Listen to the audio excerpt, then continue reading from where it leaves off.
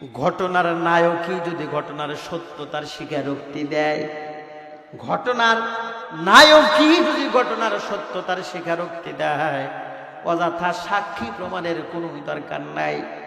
President Omar এই পরদেশি যুবকরা আপনি জিগানের সঙ্গে সঙ্গে ও অকপটে আপনার সামনে রাজি হয়ে যাবে। প্রেসিডেন্ট ওমর আশ্চর্য হয়ে গেল, তাই হয় কি? এখনো কি আল্লাহর জমিনে এমন মানুষ আছে যে মানুষ খুন করার পরেও আবার অকপটে স্বীকারোক্তি দেয়? প্রেসিডেন্ট ওমর হোপলেস হয়ে গেলেন, মারাত্মক কিংকর্তব্য বিমূঢ় অবস্থায়। প্রেসিডেন্ট ওমর এই পরদেশি যুবককে ডাক দেখে, পরদেশি যুবক ঠান্ডা মাথায় বুঝা বলো, ওদের আব্বাকে তুমি মারছো নাকি এমনি মরে গেছে, নাকি অন্য কোনো কায়দায় আল্লাহর বান্দা মরে গেছে?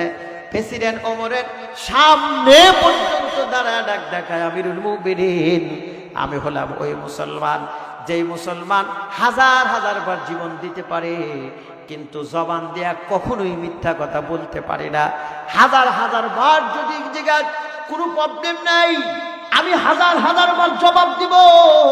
ওদের দুইজনের আব্বা খেজুরের বাগানের মধ্যে এমনিতেই মরে নাই, ওদের দুইজনের আব্বাকে আমি নিজের হাত দিয়ে খুন করছি। দুনিয়ার কোনো মানুষকে ফাঁকি দিতে পারলেও আমার আল্লাহ পাকের কুদরতি চোখ ফাঁকি দিবার পারি না। আল্লাহু আকবার বলেন, আমি আল্লাহ পাকের কুদরতি চোখ ফাঁকি দিবার পারি নাই, যার কারণে সেই জায়গার ভিতরে অপেক্ষার প্রহর গুনছি কোন সময় এ বৃদ্ধ মানুষের ওয়ারিসান আসবে, বিচার হবে, এরপরে যাওয়া না যাওয়ার সিদ্ধান্ত।